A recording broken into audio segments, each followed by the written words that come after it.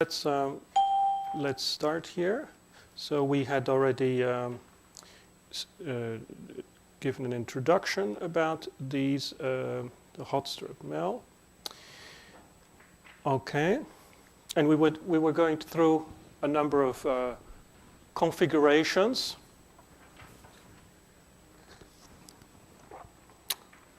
Let's review configuration 1 again, and slightly different layout here. You start with 2 furnaces, which are called walking beam furnaces in this case. And then you have, this is a slightly different line. It's got 3 roughing mills in succession. Many hot strip mill configurations have a single roughing mill that works as a reversible mill to do the rolling. Some mills have roughing mills in succession. Okay, that makes the line very long. Yes, and of course there are additional investments in terms of the building, but also additional investment in terms of the mill stands. And then you have many configurations where the transfer bar is just exposed to the air. Yes, you have also configurations where the transfer bar is can be covered. Yes, either passively covered or actively covered. We'll see what that means. Yeah? A crop shear, descaler, finisher. And then measuring here of the thickness, temperature of the outcoming strip, laminar cooling in the run-out table before the 3 coilers. And you can see this is a long line. This is an alternative here, an alternative configuration of a standard mill, which has the advantage of being shorter. And how do you reduce the length of the mill? Well, one of the reasons why the hot strip mill is so long is because of the length of the transfer bar. Yes, the transfer bar, as I told you, is 100 meters. Yes, so you've got to have room for the transfer bar. If you use coil box technologies, you achieve 2 things. First of all, you make the line shorter because you coil the transfer bar. Yes, you don't lay it all out. Yes, and so you achieve 2 things. First of all, you don't have a long transfer bar, and the second thing is you minimize heat losses of the transfer bar. And that's also a positive. Although the line is shorter, the investments for the coil box are very important. So it ends up being a costly solution. But anyway, this is the coil box here, and we'll be talking about this in more detail. But you can see, again, furnaces, descaling, reversing rougher, coil box, crop shear, descaling, edging, and finishing mill cooling in the run-out table, and then 2 or 3 coilers. Okay?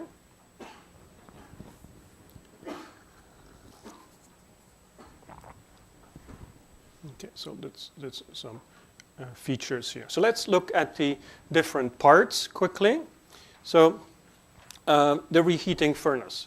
Reheating furnace, why do we need this? Well, we need to start at high temperatures, yes, to do the hot deformation. And the choice of temperature is basically based on metallurgical considerations, yes.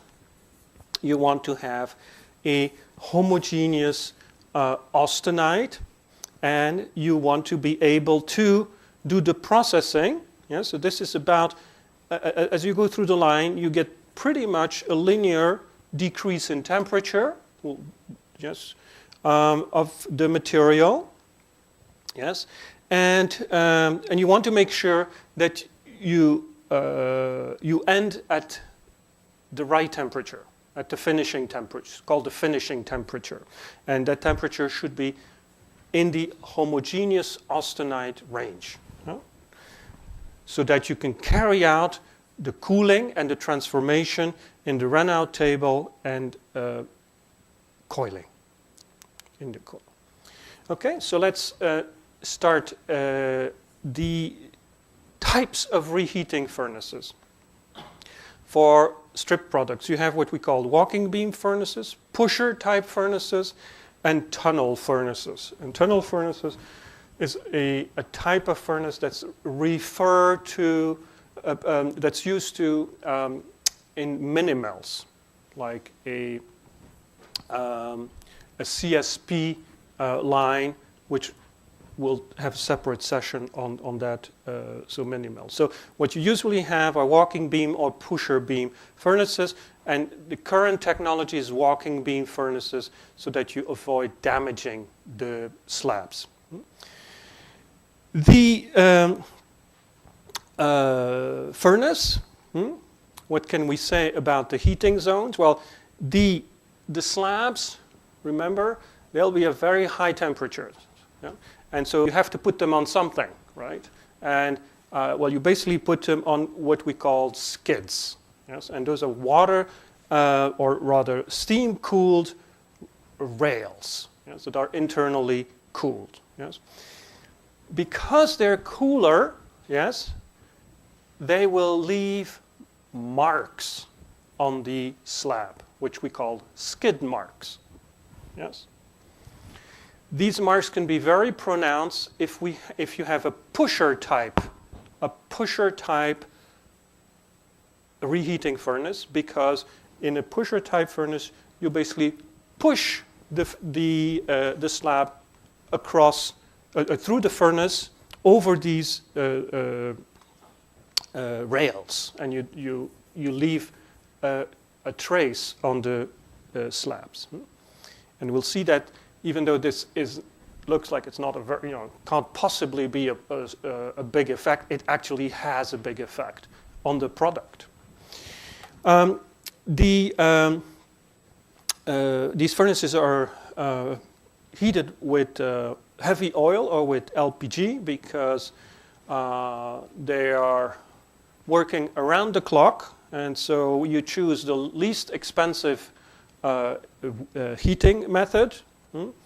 And natural gas is much cheaper than electricity, so you usually use LPG.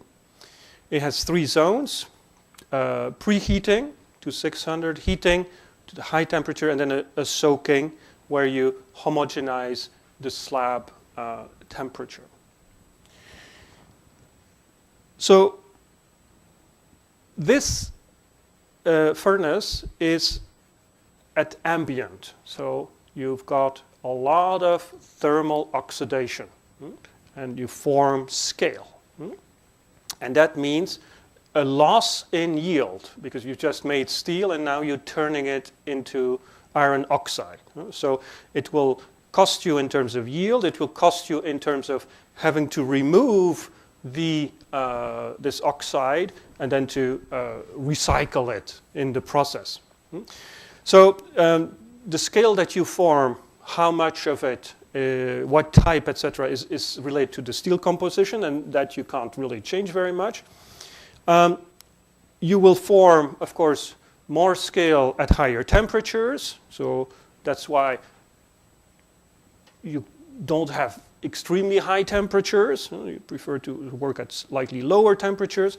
The heating time, yes, longer you leave the slab at high temperature, the more scale you form. And the atmosphere of the furnace will also determine how much scale you form. So you don't want to have your burners work with a very high oxygen excess. Say a few more words about this. So pusher type and walking beams. You see here I think, yes, this is the exit of these furnaces. You can see the slab coming onto the rolls here. So what is important is that you achieve temperature homogeneity. So you have these huge blocks of steels, weighing up to 20 tons. Yes, they have to be homogeneously heated to about 1250 or slightly more.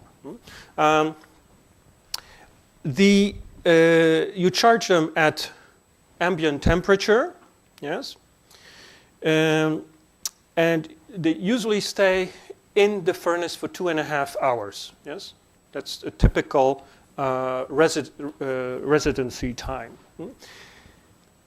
That is necessary, yes, not for metallurgical reasons, because one of the things metallurgically that you want is to, for instance, dissolve all the precipitates. Yes, you don't need 2.5 hours to dissolve most precipitates. That is much faster. The reason why you stay there is to achieve a homogeneous temperature, and because these slabs are so massive. Right, and this is a typical temperature range, 1200 to 1288. Yes, so it's about 1200 to 1300 degrees Celsius. And almost universally, people use 1250. And I want to point this out that, again, sometimes it's interesting from a metallurgical point of view, physical metallurgical point of view, to use a lower reheating temperature. Yes, you may have reasons, for instance, to not dissolve a precipitate, or for other reasons, yes, or because you know that if you don't reheat at these high temperatures, you may be able to have smaller grain sizes, yes, but you cannot do this. Yes. These furnaces are run at a stable temperature. Yes, so you cannot turn the knob and say, well, this slab will be 100 degrees lower, and this slab will. You cannot do this, right? So this is not. It is in a laboratory circumstance easy parameter to change. In industrial circumstances, very difficult to change, and you be almost impossible, as a matter of fact. Right, so of course, because it takes 2.5 hours for a slab to heat up, that means that the capacity of a hot strip mill is dependent on how much slabs you can heat up per hour. Yes, okay. And a typical furnace will be able to process about 300 tons of steel per hour. There is so usually the slab charging is at ambient temperature, but there are some slabs which are very sensitive to cracking, and those ones will be charged. For instance, will come straight from the steel plant to be reheated at a higher temperature. Yes, for instance, that applies typically to high silicon grades. Yes, which tend to be very brittle. So this is a cross-section here of a typical furnace. You see it's got different zones.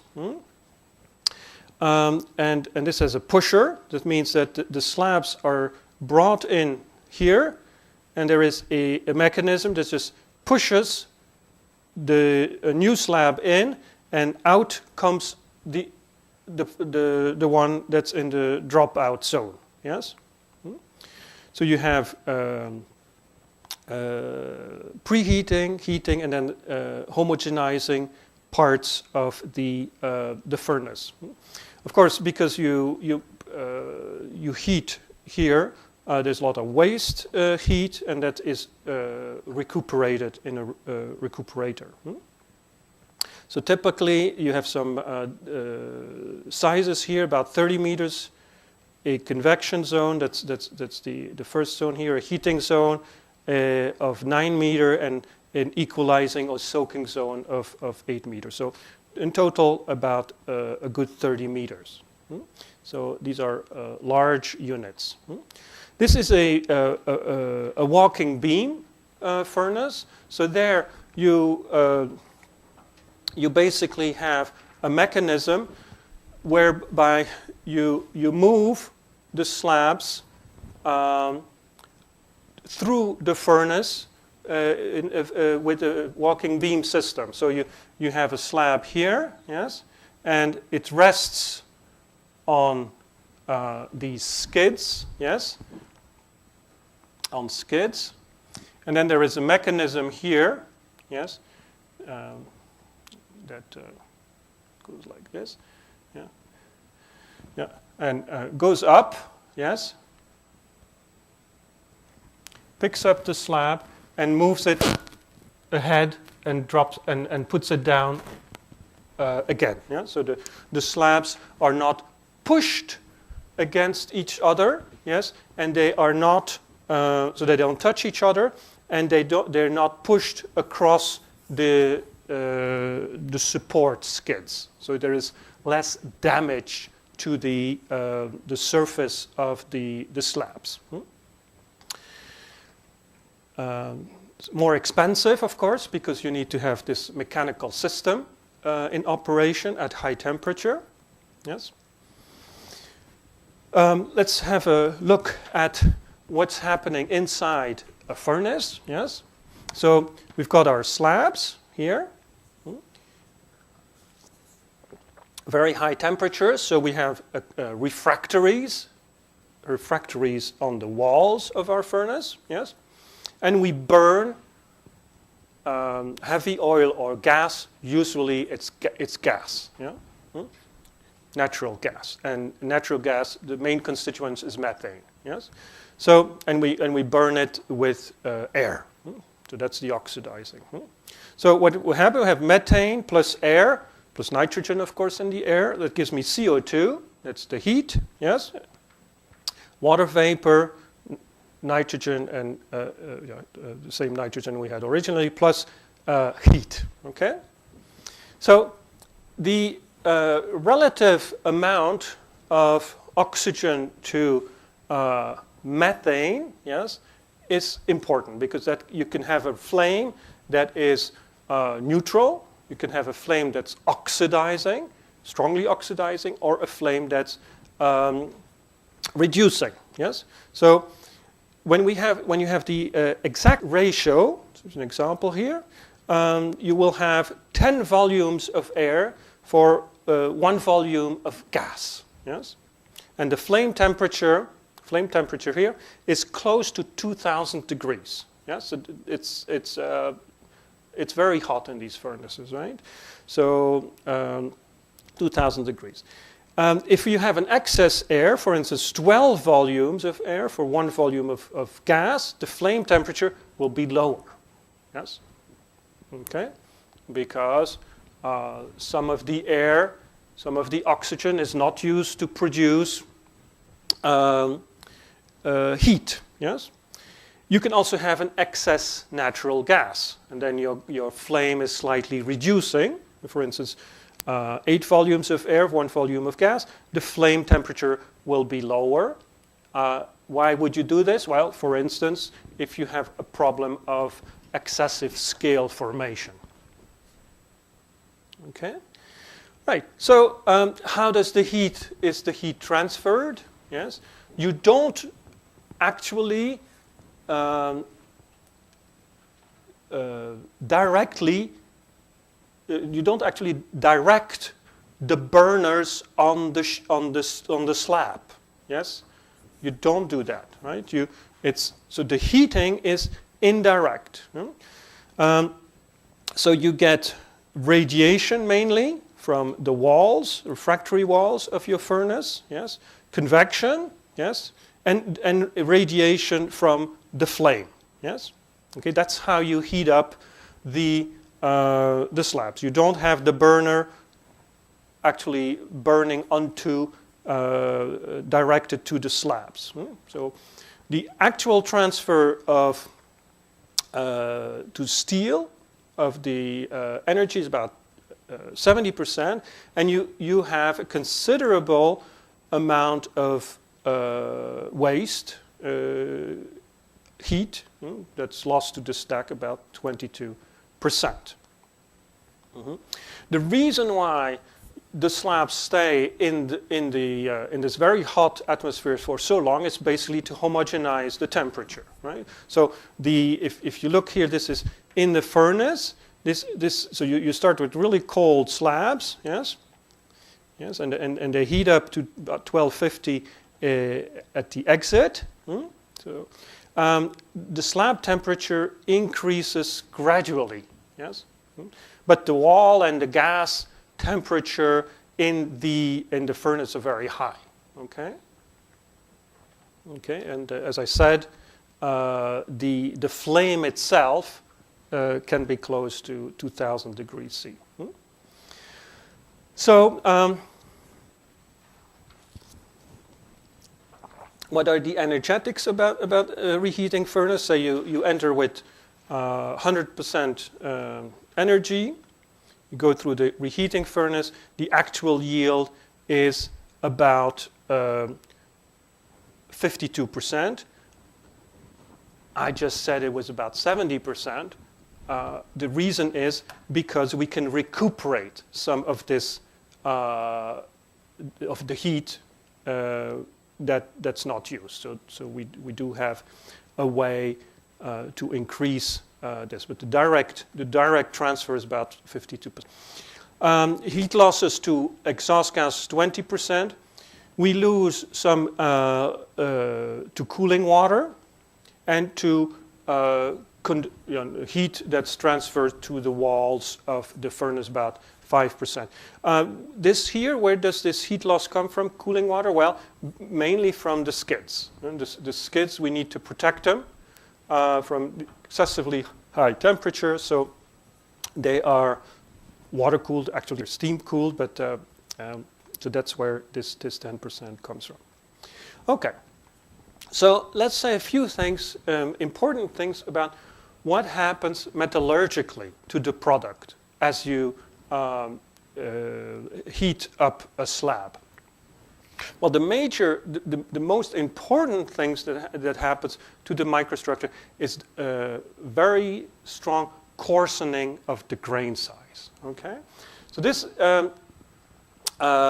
shows, however, that the coarsening is very much a function of the type of steel that you process. Okay, and in particular. And that the reason is because you have particular precipitates in the microstructure. So let's look, for instance, at what happens to a carbon manganese steel, yes, that is being reheated. And here it's shown as a function of the temperature. And you see carbon manganese steel, that's this red line here. You see that the temperature increases. We're in this range, as the temperature increases, the grain size increases. We're typically in this temperature range, 1200 to 1300. And you see that the corresponding grain size is of the order of close to 300, if not more. Yes? If you have grades that contain small precipitates, such as vanadium carbonitrate, aluminum nitride, niobium carbide, yes? What you see is that the grain size will stay small as long as the precipitates are present. But once you cross the solubility, the solubility temperature, yes, the precipitates will go fully into solution, yes, and they will not be there to prevent grain growth. So when vanadium goes into solution in a vanadium microalloyed steels, suddenly the grain growth starts. In an aluminum nitride containing steel, once the aluminum nitride is in solution, the grain growth will start. Niobium carbide goes in solution, again, grain growth will start. And you see, this usually happens for normal steel compositions below 1200. Yes? So when you reheat slabs, most of the time, whether or not you have these precipitates at this type of temperature, they'll be in solution.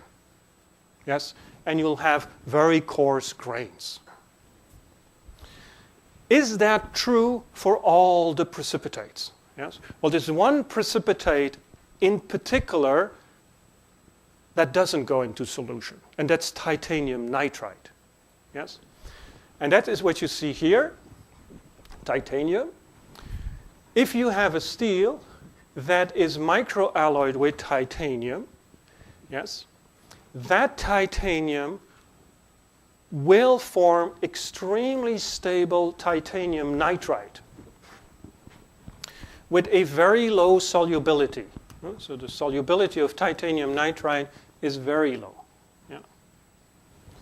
In other words, to dissolve titanium nitride, you need very, very high temperatures, temperatures that are even higher than reheating temperatures. So titanium alloyed grades will usually not show excessive grain growth. Okay? And in certain cases, we use this. We use this phenomenon that titanium microalloying allows us to refine the grain even at the level of the reheating furnace. Let's see in detail what we have here.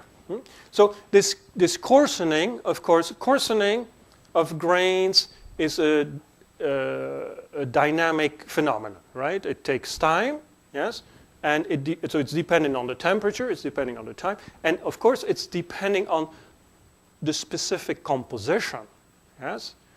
For instance, in the case of niobium carbide, it depends on how much niobium carbide you have. In other words, what is the concentration of niobium? And this is illustrated here. So the coarsening, the type and the amount of precipitate is important. So we have a carbon manganese steel now, yes, and it contains niobium.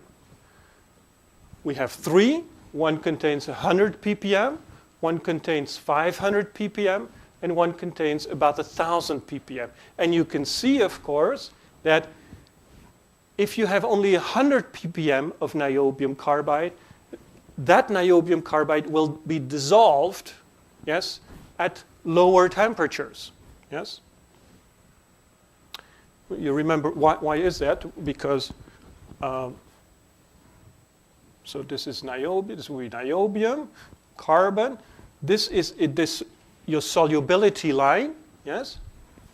So all the compositions that are below the solubility line, so say for temperature 1, all the compositions that are below this line will be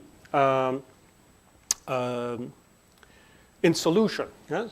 So if I have three compositions, yes? Excuse me, let's put one here, yes? Three compositions. This one has lower niobium and carbon. This one has more niobium and carbon. Yeah? This one has the largest amount. So this composition, yes, will be in solution at T1. But these two, there will still be a certain amount of niobium precipitated. So the amount of niobium carbide, of niobium, is important. And so you can see here, if you have 500 ppm of niobium, the coarsening will only start at 1100. If you have 1,000, the coarsening will start slightly at temperature slightly below 1200.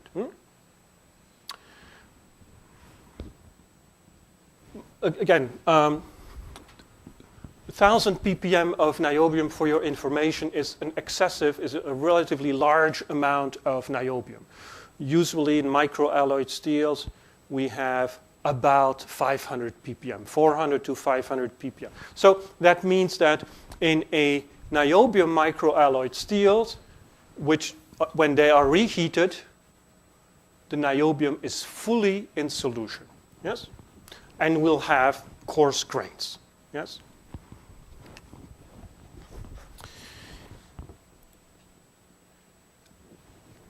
So the composition is important in terms of the coarsening, but also the temperature and the time.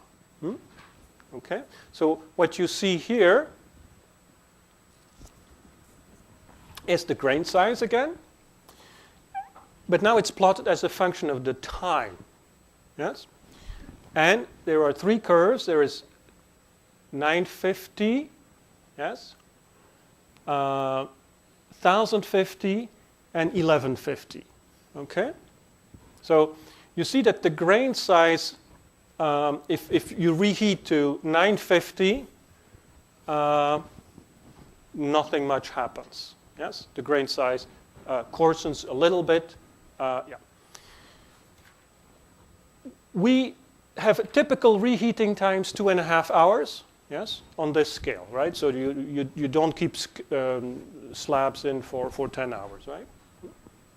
But let's have a look at what happens at 1050. At 1050, the grain size increases slightly. Yes. You have to imagine, of course, that the precipitates don't go suddenly into solution. They need some time to dissolve, right? So at between 6 to 10 hours, you see that the grain size increases. Not suddenly, just gradually to 1050. Oops. Yep. Okay. So that means that if we have if we have a reheating time of 2.5 hours, the grain size here will still be small. Yes. If we reheat to 1050. Now that same steel, yes, if we reheat at 1150, we see that the coarsening starts within half an hour. Yes, you see here the grain size already starts. And so when that means that this particular steel here, which contains aluminum nitride, precipitates because we put them 2.5 hours in the slab reheating, the coarsening will already have started long before that. And so again, grain sizes 200, 300 microns will be achieved during the slab reheating. Okay. Okay, so that's one thing. That's one important thing that happens to your material. Very coarse grains, 300 microns. What are typical grain sizes that we want to have in practice? Yes, there are very few steels where we have grain sizes that are large. Typically, there would be electrical steels. There you need grain sizes which can be as high as 100 to 150 microns. Most of the production will be less than 20 microns. Yeah? So that's a considerable reduction of grain size that you will need to achieve as you process the steel. So that's one thing that happens. The other thing that happens, of course, and we talked about this, is scale formation. Now, in the hot strip mill, you form scale in the reheating furnace and in the rolling section. Yes? The scale you form in the reheating furnace we call primary scale. Yes? The scale you form in the hot strip mill outside the reheating furnace you call secondary. Yeah? Okay? So it's a whole science, formation of scale on steels. And it's pretty complex, and the reason is because the oxide layer, the scale layer, is complex. And we have typically three types of iron oxide compounds: hematite, magnetite, and wustite. In addition, of course, most of the alloying elements are also oxidized. So that adds to the complexity of the types of oxides you have. And there may be microstructural features such as blowholes in your oxides, etc. The Fe2O3 is very dense and has good thermal conductivity. Fe3O4 is porous, poor thermal conductivity. And FeO is also porous and also poor thermal conductivity, and is actually has insulation almost. This oxide can easily delaminate, yes, so come off the surface. And well, if you are familiar with thermal oxidation, there are classical theories on for the growth of these oxides. For instance, one of these theories states that the thickness or the weight of the oxide is proportional to the square root of the time. Yes, not very useful in practice to study this oxidation. We form typically 2 to 3 millimeters of scale, so that's a considerable amount, yes. In the secondary scale is about 10 times thinner, yeah? 0.1 to 0.25 millimeters, yes. And so there will be a loss, iron loss, due to scale formation, and that's of the order of $50,000 to $100,000 dollars per year. So that is not a huge amount of money for a steel company, but it is appreciable still. Right, so the scale thickness will be a function of the temperature. Now we can't do much about this, right? Because you have your reheating temperature. The time exposed to these high temperature, again, you can't do much about it. We know that it will be 2.5 hours that the slab will have to reside at high temperature. But what it also a function of is the air excess in the furnace, the oxygen excess in the furnace. So typically here the scale formation, the amount of scale in pounds per square feet, and 1 pound per square feet is about almost 5 kilograms per square meter, yes? So as a function of the temperature here, as a function of the time, so you can see here, these are typical times for the reheating time. And so we will have about, in this particular case, 1218, we look at about 2.5 kilograms per square meter of scale. Yes. If the temperature is increased, or you increase the excess oxygen, you will, of course, make more oxides at the surface. What else happens to our slab? Well, the slab is put on a skid, yes, skid pipe. Yes, so this is, for instance, the top of a what's inside a furnace. You can see these are the skid pipes here. Skid pipes are water cooled, so around this contact point you'll have slightly lower temperatures.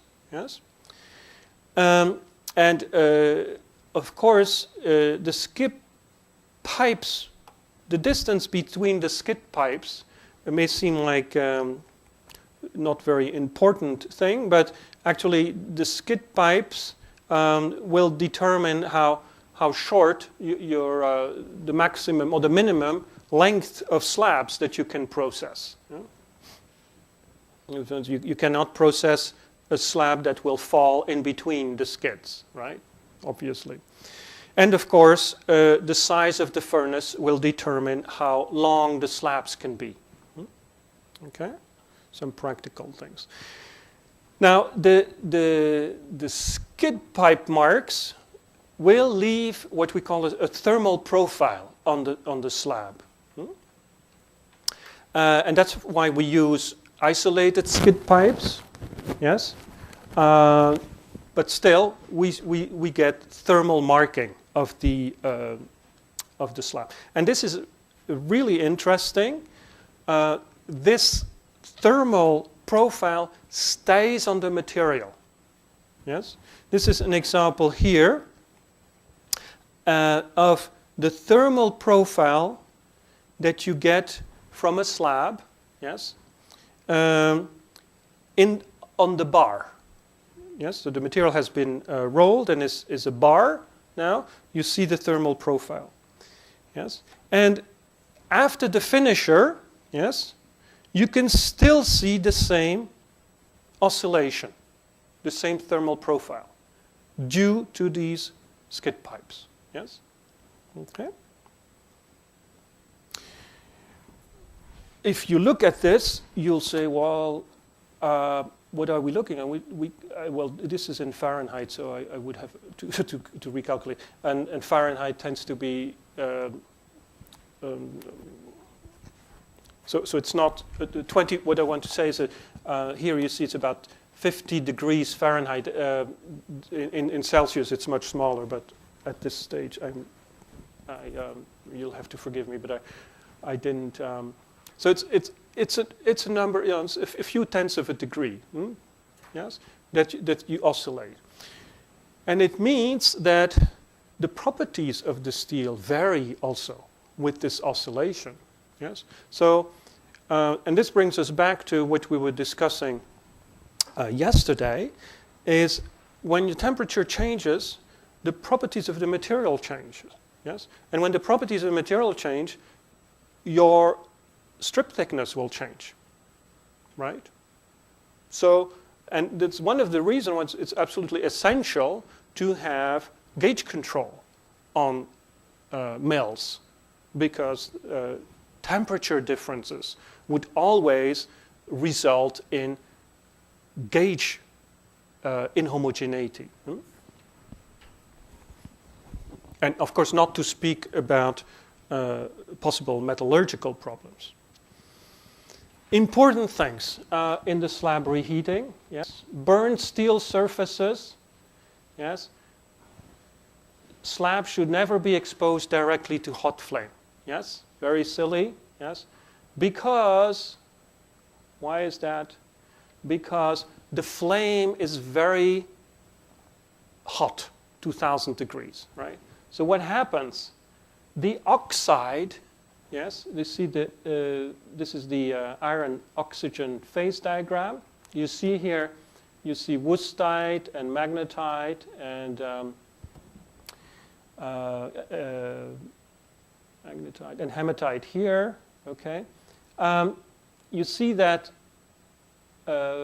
at about slightly less than 1400 degrees C, our oxides start to become liquid. Yes, you don't want to have liquid scale. Yes, because liquid scale gives you a crazed, a not flat, bumpy surface appearance, which looks, well, crazed or burned. Yeah, so this is a no-no. Never melt the scale. That's important. Okay, so the slab comes out. You've got to hot roll it. Yes. What are you going to do? First things first. You have to take care of the descaling. You cannot roll material with 2 or 3 millimeters of scale on top of it. Yes. Okay. So the first things you do in any type whether it's strip or wire or bar products at high temperatures before the roughing, you always descale, right? Always descale. So what do you do in the descaling? You remove the oxide layers, which are formed by thermal corrosion. Of course, if you don't do that, you will have poor surface quality. You have to remove primary scale when you come out of the reheating furnace, yes? And you do this, it's a thick oxide, right? So you start by, and although the adhesion of it is not very good, you have to make sure it's fully removed. So you start with a vertical scale breaker, VSB, and by, sometimes you can also give it a horizontal, pass through a horizontal scale breaker. And then it's removed basically by high pressure water, yes? 2,000 to 6,000 psi, and I will give you some metric numbers in a moment. Secondary scale is formed during the rolling itself, yes, and that is removed only with high pressure water, yes, and that's essentially before the finishing mill. These layers are less thick and they're easier to remove.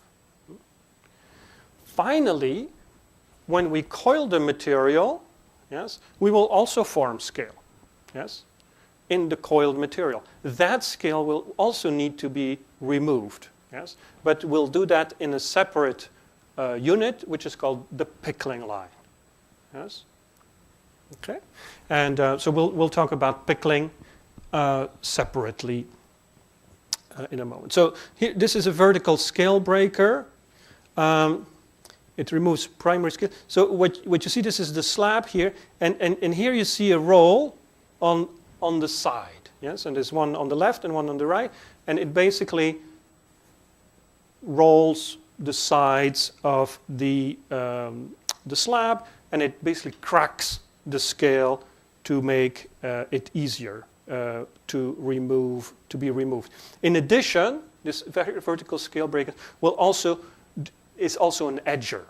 An edger, as you may remember, allows you to slightly change the width of your slab before you do the rough rolling. Okay. Well, there's not much to see to the high pressure descaler. Yes.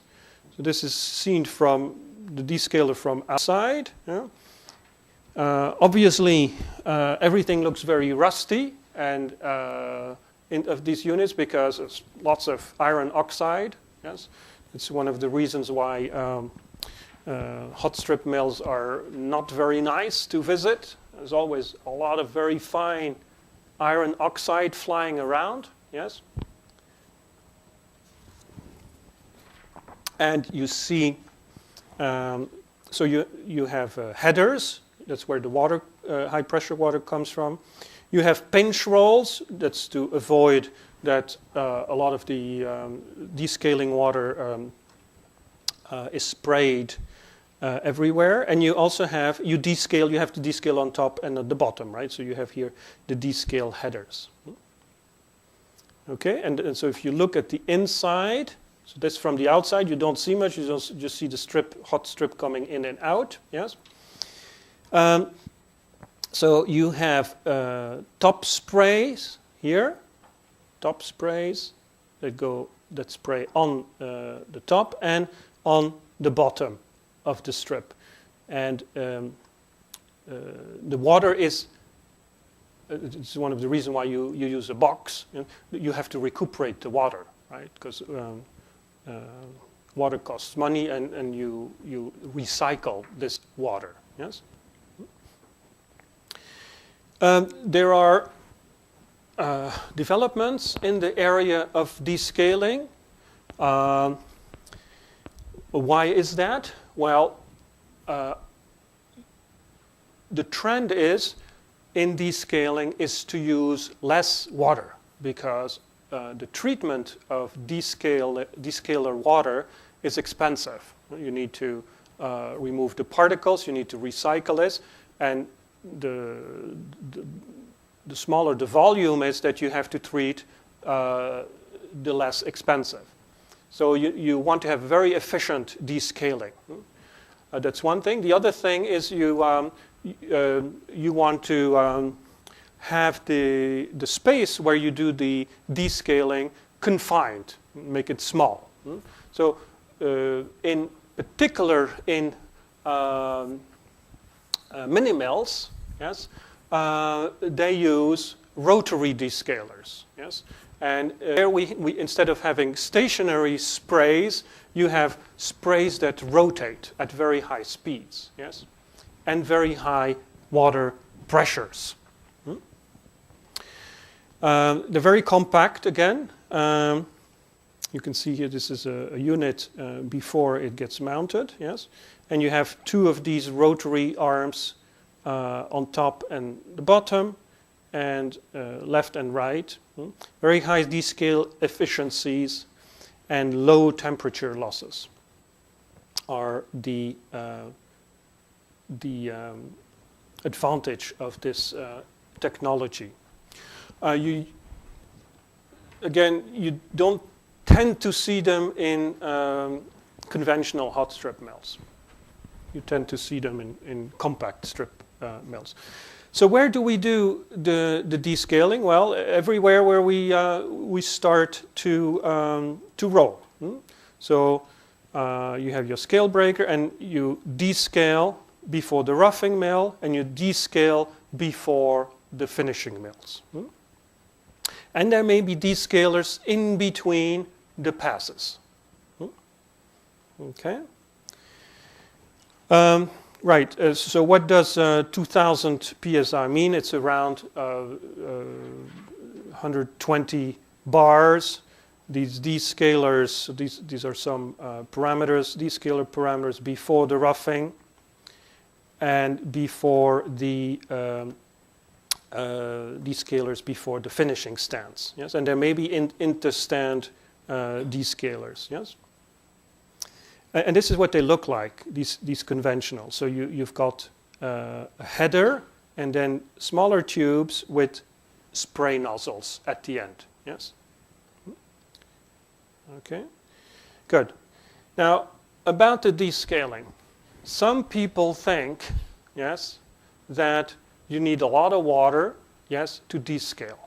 And the water's got to be cold, yes. And that is not right. The descaling is based on pressure, yes? So there's no effect from thermal shock, like that you use cold water and spray on red hot scale, and so the thermal shock will result in scale removal. That's not how it works. So the descaling force developed by the descaler nozzle depend on two factors: the pressure, yes, and the amount of water, yes.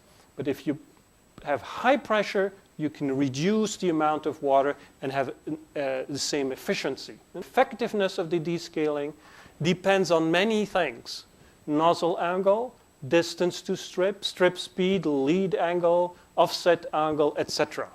Yes? And the impact force is a parameter that's often used as force divided by the width and length of the impact area. So we'll see that the impact, these nozzles, it's not a round spray, it's like a knife-like spray, yeah? A line type spray. And you see here that the effectiveness of removing the scale, yes, is a function of the pressure. So if you have high pressures, yes, you don't need so much water, yes, and that's very advantageous. Yes, actually, there's also good reason to avoid using too much water. It's because the more water you use, the more you cool your strip. Yes, so you're basically wasting heat. at the same time. So that's why pressure is the most important of such importance. So how does the descaling mechanism actually work? Yeah, it's not due to thermal shock from cold water on the strip. It's due to the impingement force that breaks the scale steel bond. Yeah? So if the impingement force and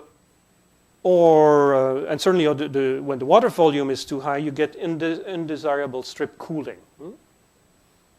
And this will affect strip hardness and the gauge. Yes. So what you basically do is you let the high pressure water remove the scale basically by brute force, by breaking the bond between the scale and the metal. Yes. And that's why the geometry of the water spray is so important. So the descaling will work best when it works on the cracked scale. So that's why, because the descaler works by breaking oxide metal bond and lift off the scale. So in the impact area, the water spray must get under the scale and apply enough force on the scale. So that's why we have these oxide breakers ahead of the descaler. So you can have horizontal roll or the vertical edgers, and they're basically there to put cracks in the scale. So this is a nice schematic here, and a nice figure of these nozzles, right? You can see the nozzles are the spray pattern. You see here is a linear spray, a high pressure linear spray, and this is seen from the side. Again, a descaler looks like a pretty dirty box, and rather not have to do too much with it, but it is essential that it is working correctly. If the distance between the header or the nozzle and the strip is not good, if the angle is not perfect, this angle here, beta angle, is not 7.5 degrees, you will have very poor performance. Okay? So descaling may not look like a very important thing, but it's important to have the parameters right, yes, and to have the setup of the descaler very nice. So this is an example here of typical ranges. For instance, for the distance here, this distance here is in the range of 6 to 14 inch, and so that would be about 10 centimeters to 20 centimeters, yes. The nozzles here are, this is high tech, yes. You cannot, I remember visiting a company in India, and they had changed this into something they had bought in some supermarket. Yes, so this is not a garden spray thing, right? This is really high tech to achieve the right spray pattern. Yes, okay. So you have to buy this from specialized companies, and you cannot just replace them, and this can have major influence. Yes. And I say this because some people don't know that for most people a nozzle is a nozzle, right? And it's something it's a garden hose nozzle. They're all the same. It's not like this, and so be aware of this. Certainly with the descaling, that the right nozzles are used. Yes. So we come to the roughing. The material has been descaled. You go into the roughing mill. So first of all, your strip has a certain width, yes. Your mill has a certain position. You have to make sure that the strip goes right through the mill in the correct position. So you have centering guides, yes. Centering, you can see them here. They will make sure that your strip, or at that time the slab goes through the middle of the line. Yeah.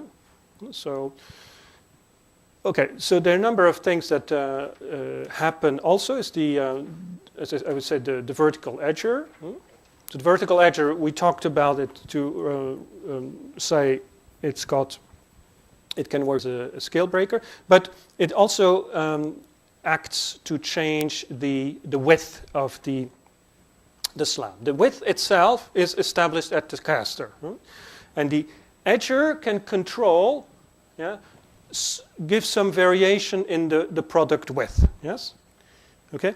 You cannot give large amounts of reduction. Yes, the reason is because you will form a dog bone. A dog bone. So if you want to change the width here by passing, so these are rolls, yes, by passing your slab through the rolls of the edger, yes, you can only do a small amount of reduction. Yes, if you do too much reduction, you will have this shape. Yes, and your slab will look like a dog bone. Yes, and so so there is a limit to how much you can reduce the width. Then yes, and in particular, this can generate not only problems on the sides, but also at the ends of the bar. So after you roll the slab, giving rise to tongs and fishtails. We'll talk about this in a moment. Okay, so of course the position of the vertical edger is right ahead of the right before the roughing mill. So this is an example here of this edger. So it's basically a mill where the rolls are vertical. Yes. So it can be usually in the front of the rougher. It can be attached to the rougher. Yes, or it can be a standalone unit. Yes. And typical edging capacity is 2 inches.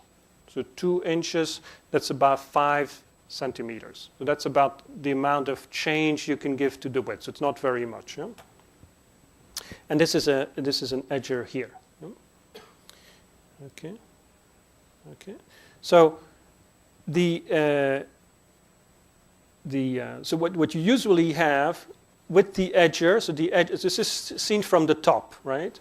From a top view. Yeah? So the edger changes, for instance, the width of the slab by a centimeter or 2. Yes, okay, and then you always pass through a horizontal mill. Yes, and the reason is to flatten this. Yes, and so it will give you some recovery of the width also. Okay. Okay, so I'll show this in more detail in a moment. Yeah? So the width control, and in particular these effects here, are important because they result in this. If it's too important, yes, you get tongue effects and fishtail effects. Yes. See, when you roll this, yes. When you roll, so say you roll this, and here it's slightly thicker, yes? Yes? At the ends, this slightly thicker part will be flattened, and this will give you this shape. Yes? And depending on the profile you have, you can also have a tongue shaped. Yes? But fishtails are very common. Okay? So, and it basically depends on the amount of deformation you have given. So that's been studied. These tongues and fishtails in the bar. So it's, yeah. So these tongues and fishtail refer to the bar, right? So after the roughing, yes. But the reason why they occur is because the basically poor control of the edger. So what you want is to have a square end. Yes. Why do you want a square end? Because you don't want to start rolling with a strip or a bar that's not straight. Yes? You have to start rolling with the bar that's a straight line. Yes? And you also don't want to have this, yes, because you need to scrap it. Yes? So I told you this is where you can get your samples. So we don't, as researchers, you actually don't mind these things, but for the process people, you want to avoid it. So right, so that's basically what happens. So as I said, at the end of the slabs here, yes, the edging will result in the free flow of the material, yes, in the rolling direction. Rather than a spread in the thickness and the formation of this dog bone shape. So depending on the relative change in width and height, you can have tongue shape or fishtails. And they need to be removed. So you'll have to cut this off, and that means you will have material loss. So what is this delta W? Delta W is the difference in the width you realized and the difference in thickness that you realized in the edger. So normally you want to have, this is your slab, yes? You want it to, when you squash it, you want it to deform homogeneously into a thicker slab that's not as narrow, right? Yes. However, depending on the relative amount of thickness change and width change, you will have fishtails or tongues on your bar. Okay.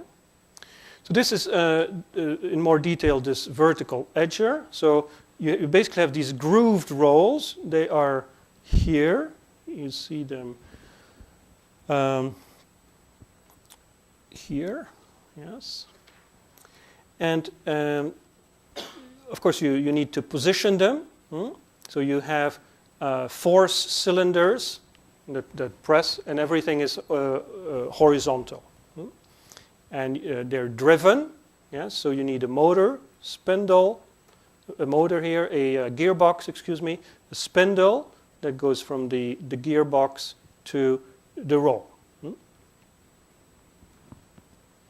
Okay, and this, you can see here, this is the edger here.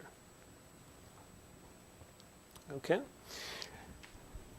There are new technologies, yes, where instead of using rolls to change the width, you forge, you use forging. You actually forge the slab, yes? And those are called sizing presses, yes? They're a considerable cost, but they're worth it because you minimize fishtailings, yes? And it allows you to get more variety in widths, yes?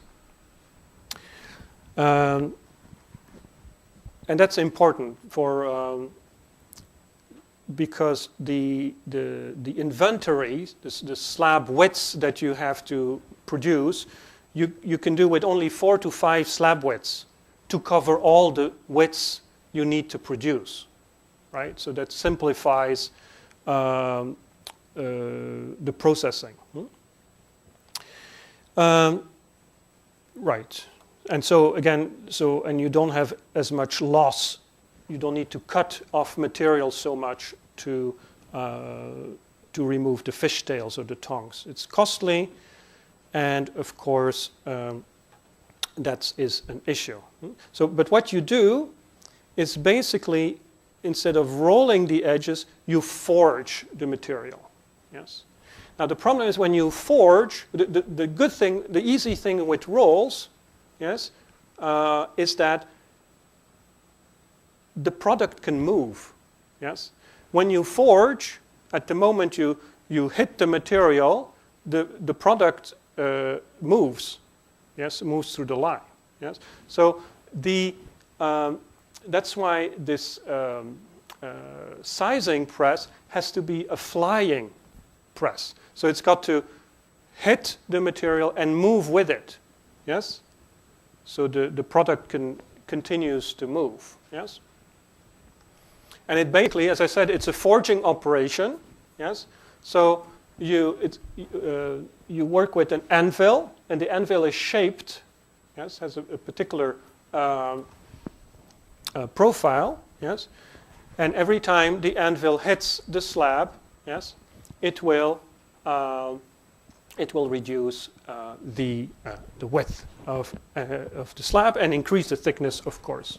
And it does that because it's not so localized. Yes, you don't get this dog bone effect. Okay. So this is an example here. I don't know how well you can see, but it's basically a flying press. The units can go up to 2,000 millimeters. Right. So what's important here is the width reductions. So it's 30 centimeters. Yes.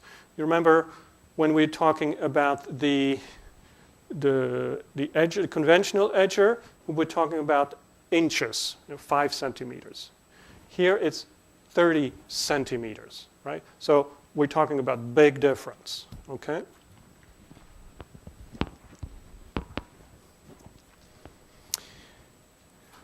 Right. Okay, and then we come to the roughing mill, and the roughing mill is usually a 2 or a 4 high stand, and it's basically used as a reversing mill. So the slab goes through and then is rolled back through it's rolled back and forth through the roll gap till you achieve the thickness that you want. Okay, this is an example here, and you can see here that the so this is the roughing mill, and in front of it you have the vertical edger, right? So depending on the choices that people make when they design the lines, yes, there are many varieties of choices that people make. You can have the edger very close to the roughing mill or not. The number of passes is always uneven, of course, because you need to move in a certain direction, yes. And here you have some parameters here about diameters of the roll. The barrel length means the length of the total length of the roll, yes, rather than the actual product, yes. Okay. So what do we do in the roughing mill? We prepare the slab, yes, to make a bar, which will be finished rolled. Yeah, so we get a thickness and a width reduction. And we are usually going from, as I said here, from 25 centimeters, about 25 centimeters, to 25 millimeters, right? So that's a considerable reduction. And this 25 millimeters to 38 millimeters, that will go into the finishing mill. Yeah? That's the typical entry thickness. The width reductions that we can give typically are of the order of, in the edger, 5 centimeters, so 2 inches. Yes, that's for a standard vertical edger. If you use a flying sizing press, you can go up to 30. So,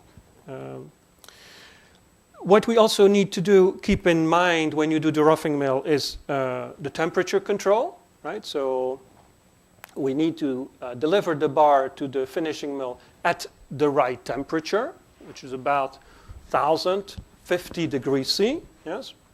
And remember, the material may be very heavy, yes?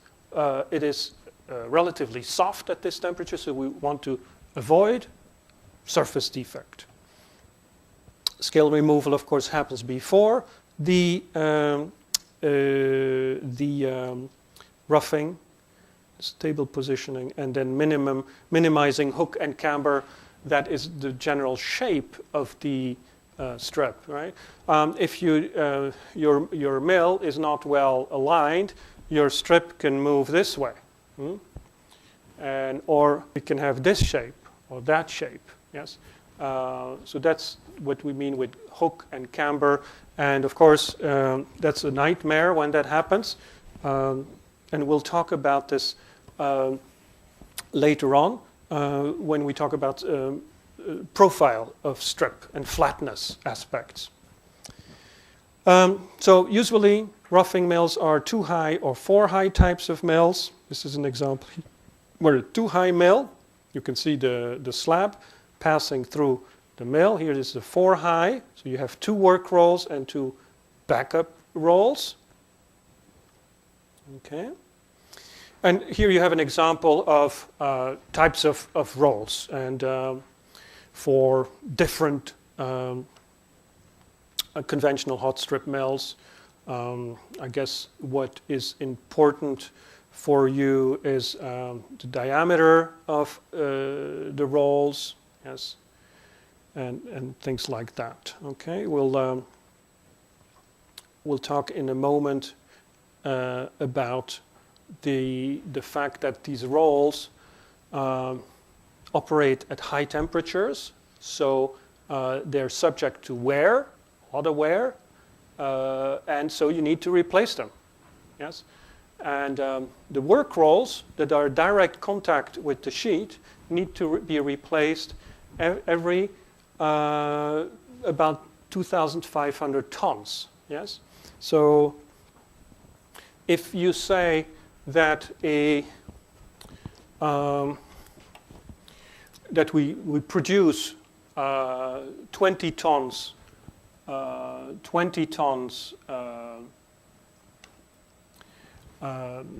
coils, yes, that means that about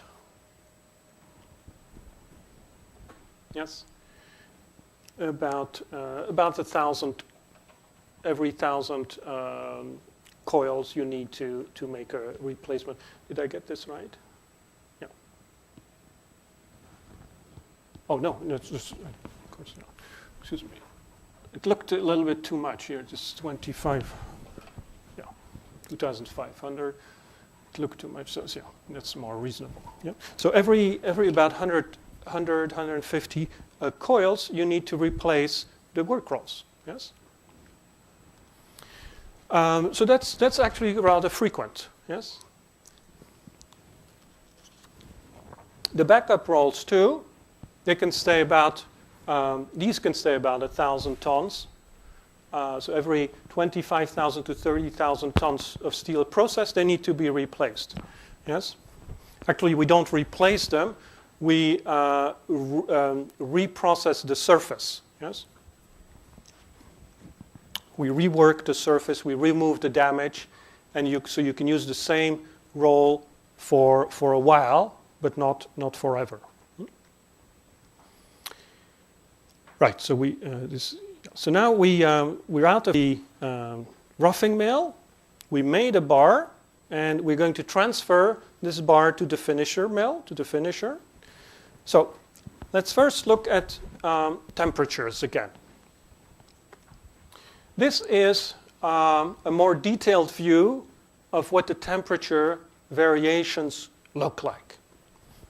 Let's look at what is the temperature in the center of our material. So that would be this middle gray line. So I see the temperature reducing, and I'm passing through the 7 roughing passes. Yes, right. And when I come out of the roughing passes, my temperature should be at around 1100, so that at 1050 I can start the rolling. Okay. Now what's funny, you'll notice here, is that the temperature actually increases. Why does the temperature increase? The temperature increases because I'm deforming the material. And so I'm adding energy, yes, and it heats up the material. However, the surface, oh sorry, I'm looking at, this is the strip middle. This is between the surface, so the strip middle is in red here. I'm sorry about this. But anyway, the message is the same. Inside the material, you basically heat up every time you deform. The surface, at the surface, not a story, because there you're touching the cold roll surface, yes, and so you get, every time you roll, you get a big dip in the temperature of the surface of the strip, yes. But because the center is warm, you reheat the center. You reheat, excuse me, the surface as you go. Okay. You see also that between the steps, the rolling passes, there's considerable amount of time. Yes, 20, 30 seconds. Yes. Yes. And if you compare now to the finishing passes, yes, there is a much faster succession, yes, because they're tandem, but you have the same story. Every time you touch the roll, the surface will dip considerably. However, in the center, you get heating. Yeah? The deformation gives you heating. Okay, so the important message about this figure here is that you have inhomogeneity in deformation. Yes. You also have strain rates that can be inhomogeneous. Yes. We have continuous temperature changes, and we also have a temperature inhomogeneity. So we need to have very strict temperature control. That's the best thing to achieve, yes? Because if we do that, we can get the right microstructure and the properties, yes? And there are different ways in which we do this in the hot strip mill. And in the hot strip mill, because we do deformation and a thermal cycle, we talk about thermomechanical processing. Yeah? And so there are basically 3 simple ways. It's more, in actuality, it's a little bit more complex, and we'll talk about this as we go. So you can do what we call a high temperature rolling. Yes? It's basically everything is in austenitic, and you always fully recrystallize the grains. Yes? These recrystallized grains may coarsen between the deformation steps, and eventually you get, if you're working with constructional steels, relatively coarse ferrite, pearlite microstructure. And the way you control the grain size is by this recrystallization. Yeah? You can reduce the grain size. You can do normalizing rolling. Yes, there you are. You try to stay close to the finishing rolling, close to the transformation, yes?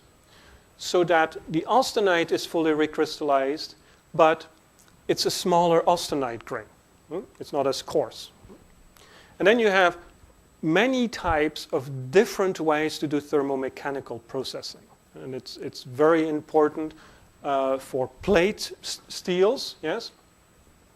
There we are doing the finishing either very close to the transformation or sometimes even in the two-phase region, yes? The austenite grains may not recrystallize, and that happens when we add these microalloying additions, such as niobium, yes? And we obtain an extremely fine microstructure. And that's the realm of the real thermomechanical processing.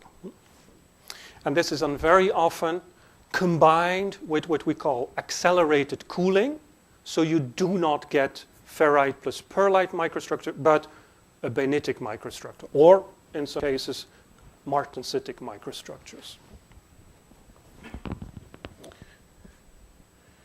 Okay, and so this is kind of the range of temperatures where you would work for high temperature, normalizing, and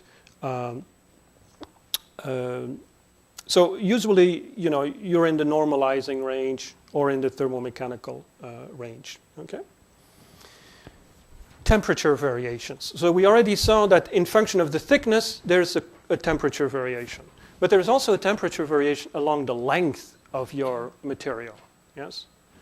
And so this is a picture. You have to imagine this is very long. It's 500 meters, right?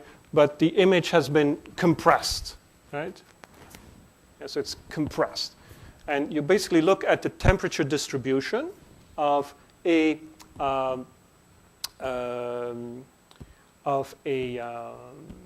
strip, yes, along its length and also along the width. Yeah? So what you see, the head is 870. So this is what comes out of the finisher. And this is what comes out of the finisher at the end. It's 810. So there's 60-degree difference. Yes? That's one thing. The other thing you can see is that, the edges are black. So it means the edges are cooler than the rest of the material. So in other words, we have not only temperature variation in the thickness, but we have temperature variation in the width and in the length directions. And we're talking about, here we talk about 60 degrees, considerable amounts of temperature difference. So we will try to minimize these differences, yes? And and in particular, we'll do that at the level of the transfer bar. Of course, achieving high levels of temperature homogeneity implies that you need additional equipment, yes? When you need additional equipment, it means that investments, operation costs, and maintenance costs. So you always have to balance this with the type of products that you make, yes? Okay, so let's have a look at these solutions. Well, one of the solutions is a transfer table with a cover. Yeah? So this is, you see here the bar coming out of what looks like a tunnel. It's actually basically a cover, yes? A steel construction with some refractories, yes? So that the radiant heat, you don't lose so much heat. Yeah? So this is an insulated, basically, cover. Yes. You can have active covers. And these active covers actually have burners. Yes. So they're able to avoid heat loss. So that, in principle, should give you constant and uniform bar temperature, and may also work as a buffer What's a buffer? Well, is a place where you keep the bar for a while.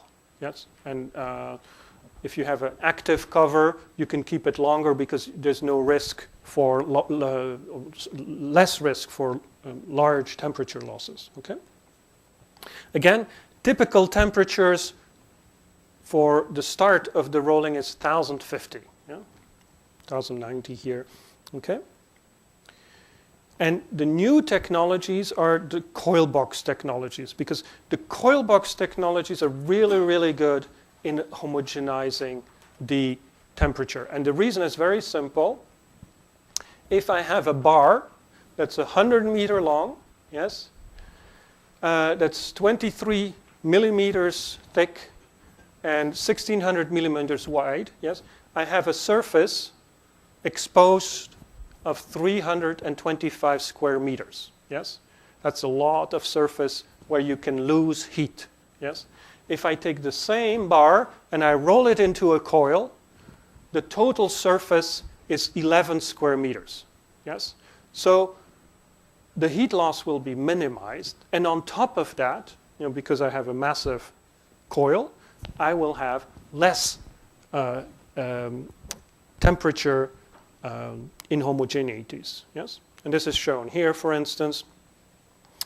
You have constant temperatures, and so when you roll, your temperatures don't change, so you don't have to correct for the fact that the material becomes harder.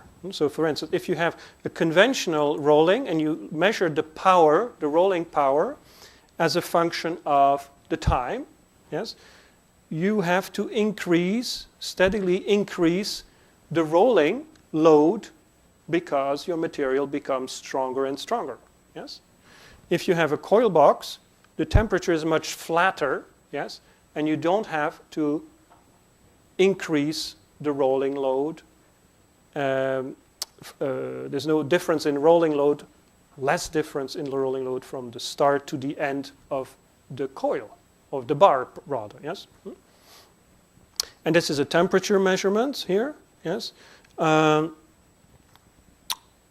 Coming out of the coil box into the finisher. So the temperature should be at around, well, here in this particular case, around 1050, yes? You can see that what comes out of the coil box, the temperature difference is about 12 degrees, yes? In the case of the conventional, 80 degrees. The example I showed was 870 on one side, 810 on the other side was about 60 degrees. So, yeah, so that's now reduced to from more than 50 degrees to about 10 degrees. Yes. So very stable rolling conditions. Yes. And of course, everything translates into more homogeneous microstructure. Okay. So this is basically what a coil box looks like. It's positioned between the roughing and the finishing stand. Yeah? It conserves the transfer bar temperature, and you get a homogeneous transfer bar temperature. It looks basically like a coiler. Yes, you basically coil it. Yes, and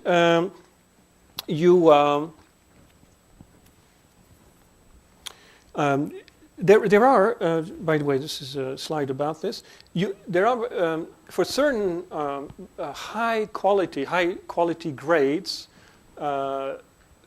mostly in the stainless steel area, yes, you will have not only coil boxes, but actually coil box furnaces, yes, where you can actually reheat the bar, the coil bar, to a specific temperature. Yes, it's a very important investment, of course, but that's and you only do this for really high-end products. Yes, where you don't want to make too much scrap and have losses. Yeah? So high value-added products. This is an example of what this coil box furnace would looks like. Okay, so the big advantage of an additional advantage of the coil box is that you have a shorter line also. So note that so when you these units consist of a unit that coils the bar and a unit that uncoils it. Yeah? So it's not. There's always one unit that makes the coil and one unit that uncoils it. So you can be coiling on one end and decoiling on the other end. Yes.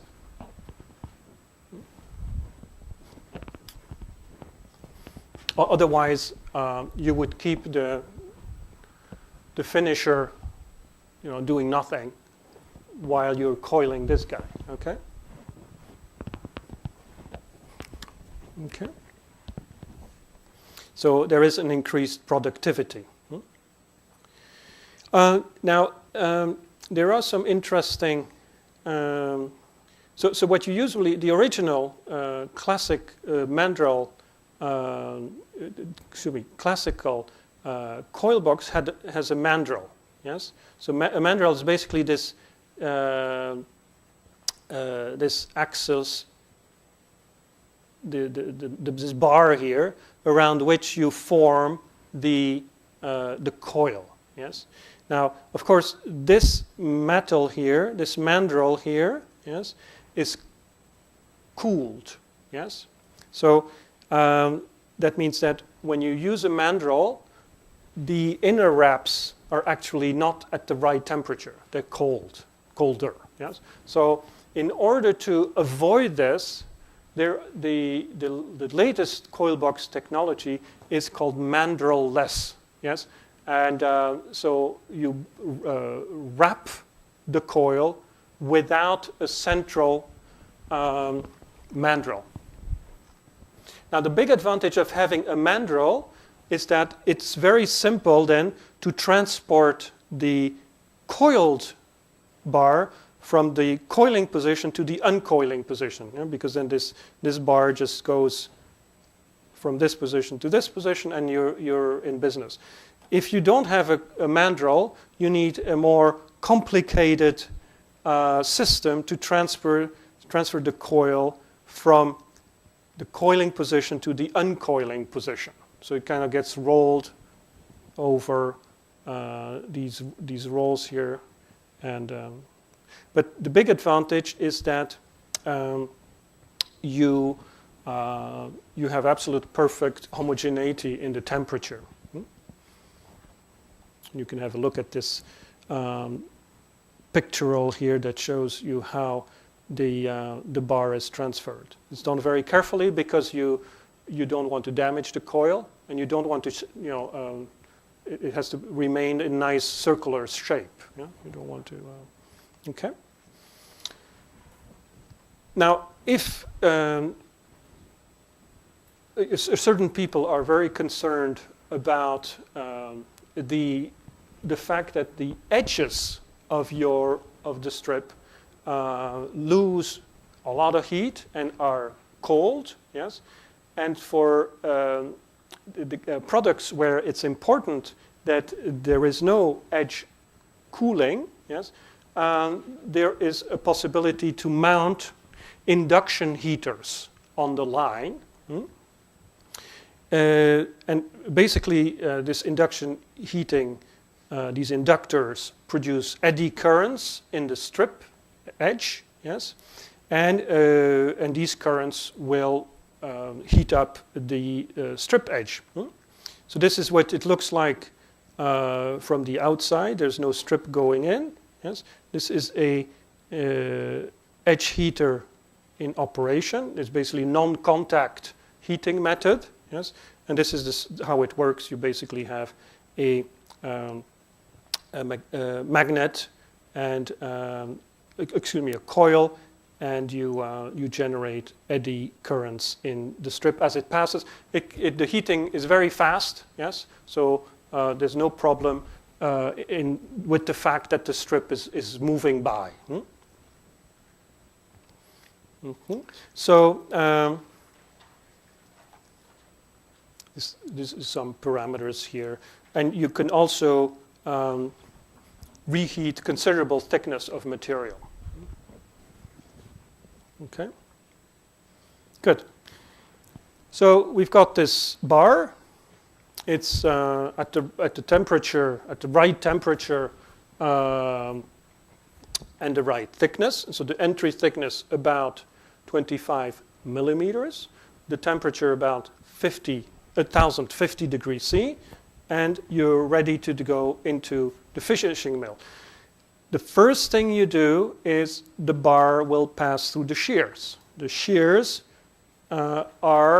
remove the fishtails or the tongs. Yeah? So you arrive at the finishing mill with a straight edge. This is an example of the equipment. The shear is called a crop shear. Yes, okay, and it can be either a flying shear or a drum shear. Yes, the reason is that the shearing operations are made. You don't want to stop the bar to shear it.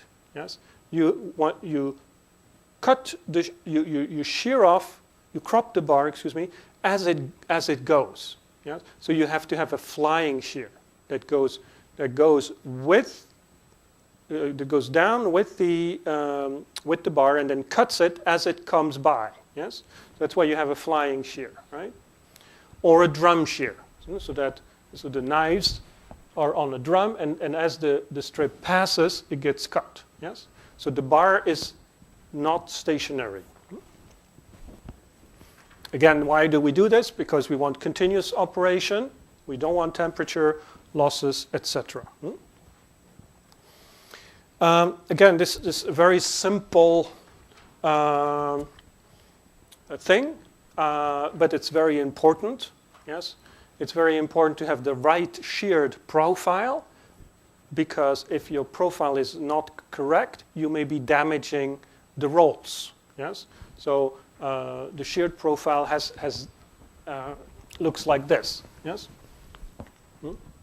I don't know if you've ever done shearing in the laboratory, but usually you use like kind of punches, and then you have terrible edge lips that stick out. Yes, on which you can cut yourself. Well, you know this. In conventional, in shearing, you don't want this kind of profile. You don't want to have that kind of profile. Okay, so shearing very important. And this is an example here of crop shear with these that are mounted on drums. This is a slightly different system. Okay. Again, the entry equipment will involve a guide. Now you're seeing the guide in the direction of where the strip would move. Yes, so you have a width adjuster and a position adjuster. So because you want to have the bar move in the correct direction towards the finishing mill.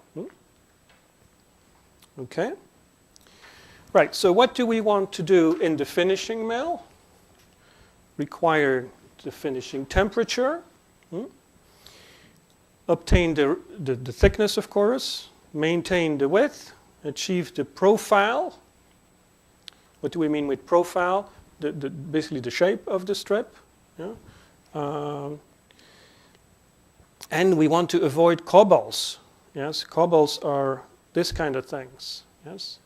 That is a problem during the rolling. This is a particular type of cobble that occurs when you're rolling thinner hot strip, but you can also have cobbles between two stands where the material, where there is a problem with tension control, and then you accumulate a strip between two stands. Yes. And that means that you get 300-400 meters of red hot metal between two stands, and it's total disaster, you can imagine. yes, because that has to be removed. And this also has to be removed. So rolling stability is important.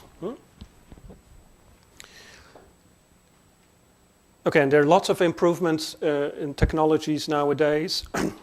Hydraulic gauge adjustments, roll bending, CVC technologies to control the shape of the strip. I will talk about this in later separate session, and crossed rolls, and then hydraulic loopers. Those are type of loopers which control the tension between the stands. An example of this cobble here, where does this come from? Well, when the strip exits the last stand, yes, there's basically nothing holding on to it, yes? And it will have to travel, the front end will have to travel from the finisher to the coiler, yes, on its own, yes? Of course, it will pass the cooling section, yes, but it's basically, nothing is holding it. It's got to go straight to the coiler. If you have thinner strip, yes, there is a possibility that the strip will start to fly, basically, yes, will start to basically float, yeah, in the air, yes, and it will come back down, yes, and so you will hit the rollers, it will rebound, and it will start forming waves, yes, forming waves. You see the head kind of flies, it waves, and then by the time the disturbance can be so important that by the time you arrive at the coilers, the place where you have to engage the strip is missed, yes, and then you get this, yes. The material comes out 10 meters per second, and it's nothing to pick it up, and it's a disaster. So it's very important to know that. So this is very much function of the strip thickness. Yeah. So you get very high waves of instability waves when you make thin strip. Yes. Definitely one of the reasons why people in the hot strip mill do not like to make very thin products, because there's no basic metallurgical reason. But there are two other reasons: is that the risks of this happening, and the fact that their productivity goes down. Yes. So cobbles. Yeah. So a finishing mill, in general, will look like this. You have stands in tandem. Yes. And the strip goes through each stand, and then finally to the coiler. Of course, the temperature is reduced as you go through each stand. Yes. This is a typical view here of the temperature distribution in the thickness of the strip as you roll it. Yes. So what do we see? First, look at the middle. Again, the middle, every time you roll, increases the temperature. That's because you dump energy in your material, yes, and most of it is turned into heat. Yes. At the surface, it's an entirely different story. There we have the effect of, for instance, here. What is this? Here you have temperature loss at the surface, but no temperature increase in the middle. That's because we are descaling. We're descaling, yes? And that we do with water, yes? Every time you pass through the roll bite, we touch the cold surface of colder surface of the work rolls, and so you get temperature drops, yes? And in between the rolls, you also have interstand sprays for a variety of reasons, yeah? Okay? Okay. The strain rates in in strip production are pretty important. Yes. What is also important are the interpass times. Yes. So the interpass times in strip production. So strip. This is the strip is usually processed between 1,000 and 900 degrees C. Yes. Yes. And the interpass times, yes, can be, you can see here, less than 1 second. Yes. And the reason is, and that is very important, because that means that we can have very optimal thermomechanical processing. We can accumulate deformation at high temperature and achieve grain refinement. And that's very important. Yeah. In the case of plate material, yes, that is much more difficult, because in case of plate processing, we usually work with reversing mills, yes, because we have plates are thick, yes. We have reversing mills, yes, and our interpass times are usually at least 10 seconds. Your plate goes back and forth in the reversing mill. So it's more difficult to achieve thermomechanical processing on plate products than it is on strip products. And we'll come back to that when we talk about plate products and and how they're produced. The hot strip mills are the finishers are usually 4-high type of mills. The diameter of the rolls is typically around 700 millimeters. Yes. The gap setting nowadays in modern facilities, hydraulic automatic gauge control. Yes. And this is a typical values of the reductions that you get in a 7-stand mill. So you start by relatively high reductions, yes, as you remember, and then as you go through the line, you reduce the amount of reduction, yes.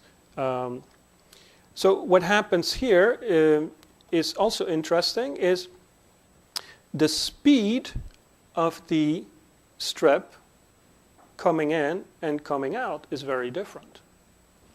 In fact, you have a speed of about 2.5 meters per second coming in, and a speed that can be 20 meters per second coming out. So very large differences in speed. Yes, and so well, let me say a few words about that. It means that the end of your strip, yes, and the start of your strip, yes, goes through a different thermal cycle.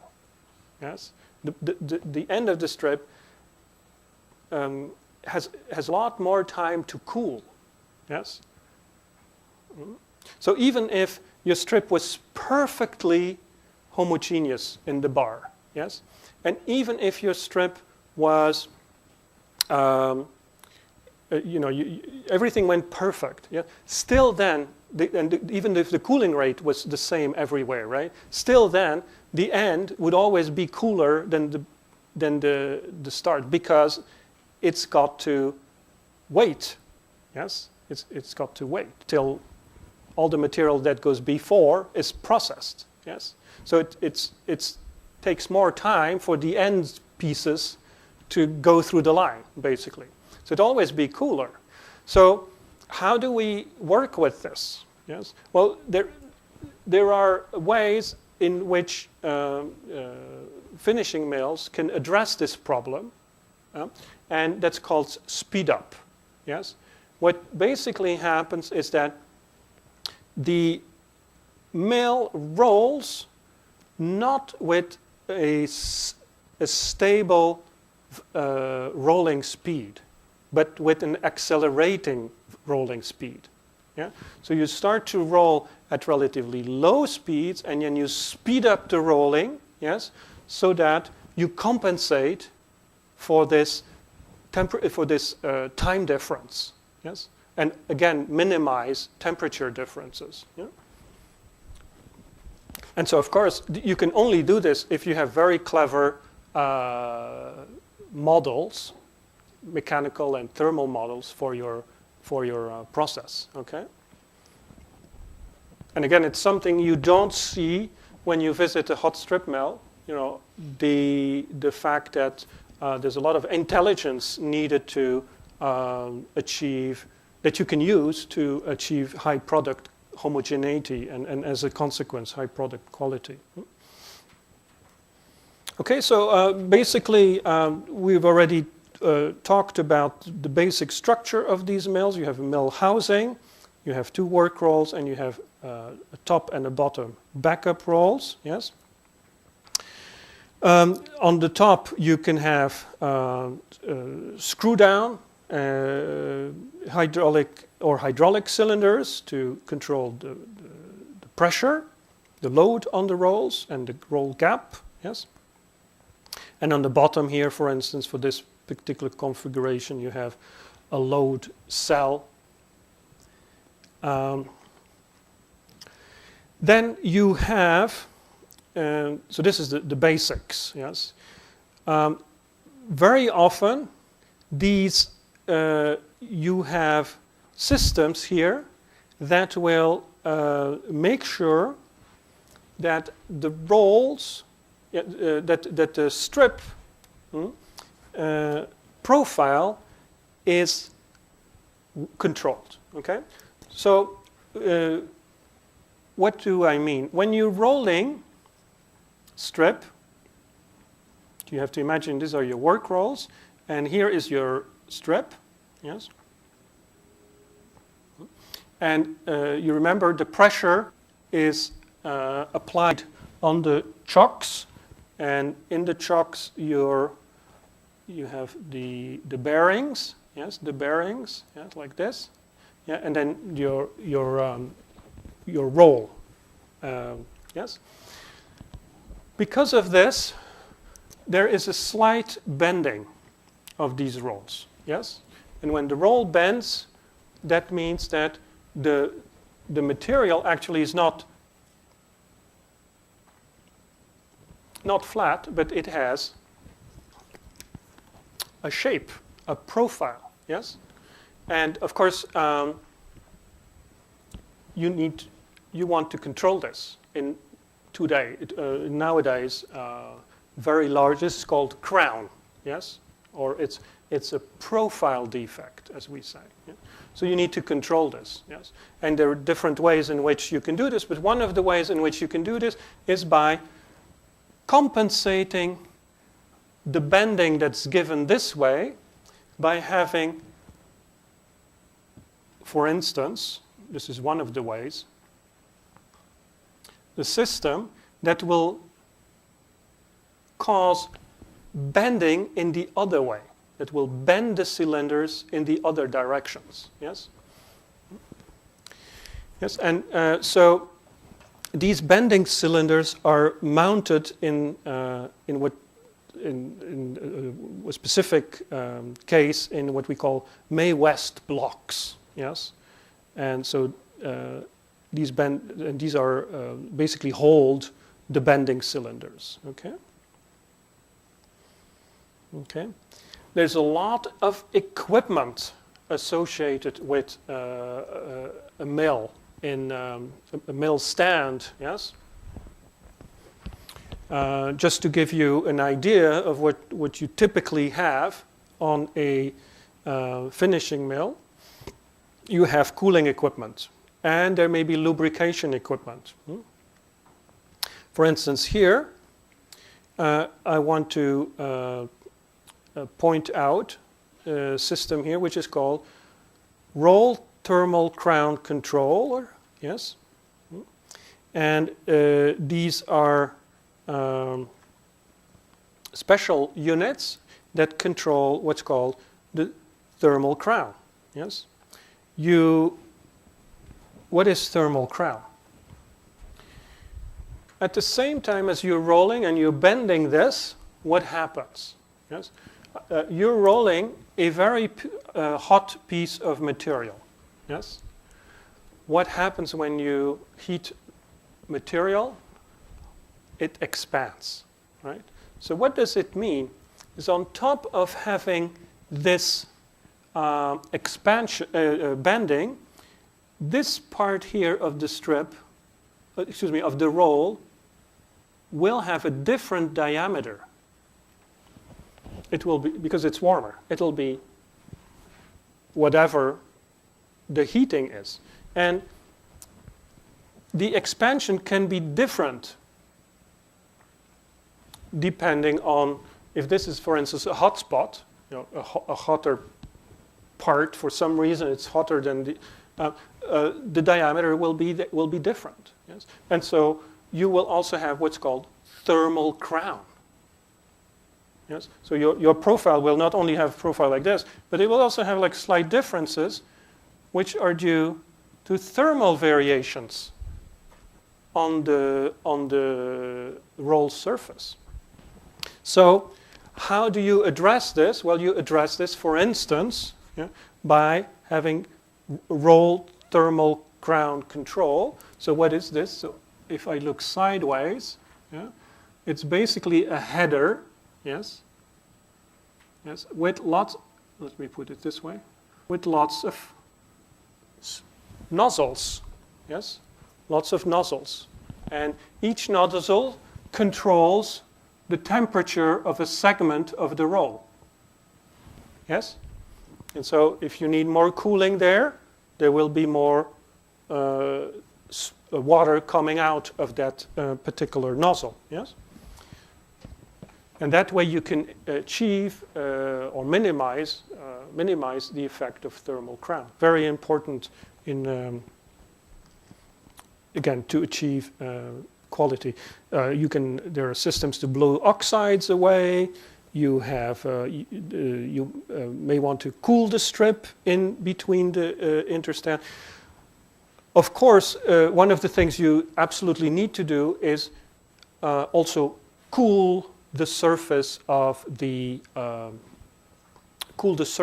your roll. So there are also just cooling systems that so for the backup roll. Yes, and for the work roll, you'll have cooling systems. Yeah. So, so what happens with this interaction between the hot strip and the work roll, for instance? Yeah. So when they come into contact, before they come into contact, there's some radiation heat to the surface of the roll, and then in contact there is heat transfer, and then again radiation heat transfer when at the exit. You use cooling heaters, yes, before and after the rolling, to make sure that the roll doesn't heat up. Yes. So the temperature variation, yes, at the surface of the roll is quite considerable. Yes, so the surface gets heated by the hot strip and then gets cooled by the thermal spray. So let's have a look at point 1, 2, 3, 4, and 5. Yes. Yes. So what does the temperature look like at the surface? Yeah, so when you go from point 1 to point 2, the temperature raises, yes, 500 degrees. Yes. And then as we come out, 4, the temperature drops. And as we come to 5, you come to the cooling spray header, the temperature is back to normal. And that is within less than 2 seconds. Right? Below the surface, 25 millimeters below the surface, right? So about an inch below the surface, you get a temperature increase of about 100. 5 centimeters below the surface, there's not so much effect. So you get a lot of thermal stresses at the surface, yes, and a lot of thermal fatigue, yes. So what is the result of that is damage to the surface. Damage to the surface. So we need, again, that's one of the reasons why, in addition to just wear, this thermal fatigue requires us to change the rolls so frequently. This is in between the interstands, yes.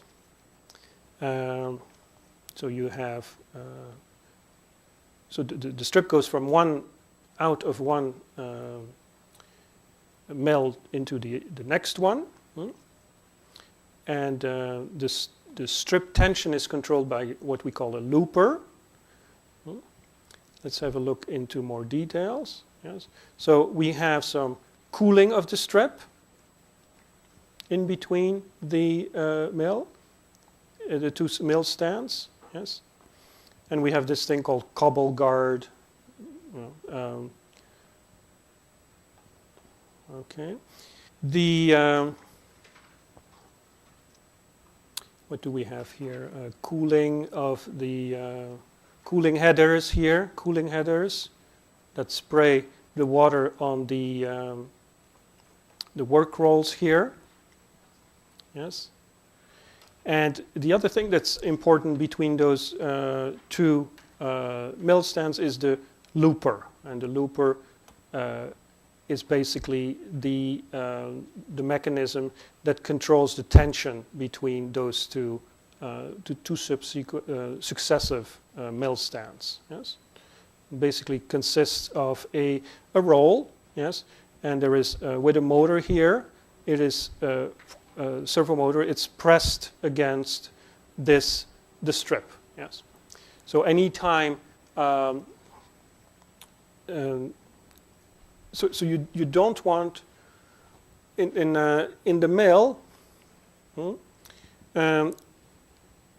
There are velocity differences. Yes, velocity difference. So the exit in perfect conditions, the exit velocity is equal to the entry velocity. Right? Then the mass is, you have mass balance. Yes, but any change in this will cause either an increase in tension when you take in too much more than what comes out, or you will get a decrease in tension when the velocity in is much smaller, yes, and you can get cobbles, yes. So the mechanism that controls, make sure the tension stays the same is this looper roll. Okay. Before I finish, I'll finish in 2-3 minutes now. I just want to finish with the finishing mill. Yes, about these roll changes. Yeah. So we need to replace them, and because there's a lot of wear, and they usually you don't throw them away. No, you recycle them. Yeah? You transfer them to grinding shop, yes, and the backup rolls several days to several weeks they will be replaced. Work rolls we grind them much more frequently, yes, and so they're replaced every few hours or so, or few days. It depends on how much production you have. And finishing mills, I think, as I said, 2,500 tons of steels. 70,000 for the backup rolls, yes? And of course, when you replace the rolls, you cannot roll, right? Okay, so that has to be minimized, right? So you have 10 to 15 minutes time to replace the rolls, yes? And then you bring them to the grinding shop. So usually they're set up, they're ready there, and if you've ever visited a hot strip mill, you will see that in front of every mill stand, there is a pair of rolls ready to replace the used rolls. Yes? And they're usually pre-mounted in the chocks, so you just slide them in, and it's quick. So in the grinding shops, these rolls will then go, they will be ground. You will take out, remove the damaged layers on special CNC machines, yes. And it's a lot of work. Again, it's 24. I don't know if it's 24 hours a day, but it's you process typically about hundreds of rolls, yes. And it takes you about 20 to 30 minutes to process them. And you can how often can you reuse this? Well, about 100 times. After that, you've removed either the diameter is changed too much, so that the diameter is become too small, right? Or you have removed too much of the hard surface layer, the very hard surface layer. So you about 100 times. So, for instance, if you have about 700 millimeter diameter roll, will replaced when it's 630 millimeters. Yes. So, okay. So this is an example here. This is the roll. It's mounted on a CNC machine. So you remove the worn surface with this grinding wheel. Yes, it's a grinding wheel. Okay, and right, and you remove of the order of half a millimeter to a few millimeters. It depends very much on the amount of damage on the roll. Yes, yes. And here you see work rolls being replaced, and these are backup rolls being replaced. And there are a variety of schemes where you do single work rolls. Most of the times you do work roll are pre-packaged, and you can replace them very quickly. Okay, right. So I'll stop here because I'm already over time. And I guess the main thing we'll do on Monday at 4 o'clock. Yes.